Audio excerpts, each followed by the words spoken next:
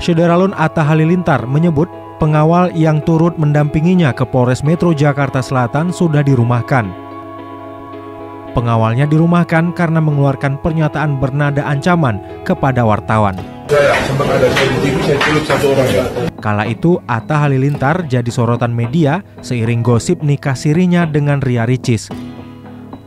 Ia melaporkan sejumlah akun media sosial ke pihak berwajib dengan tuduhan fitnah dan mencemarkan nama baiknya.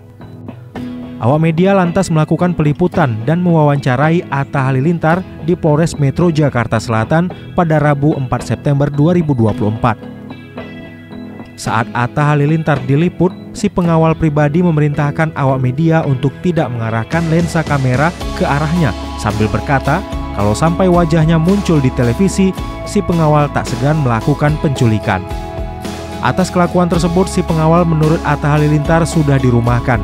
Manajemennya juga sudah memberi peringatan keras, bahkan sampai merumahkan si pengawal. Mohon maaf untuk rekan-rekan media, saya merasa salah untuk perkataan-perkataan seperti itu. Dan sekali lagi, saya minta maaf. Mungkin saya berkata-kata refleks ya. Dan mohon maaf untuk rekan-rekan media, saya mengaku salah dan saya meminta maaf yang sebesar-besarnya. Terima kasih. Atta Halilintar secara pribadi juga menyampaikan permintaan maaf kepada awak media atas kelakuan pengawalnya.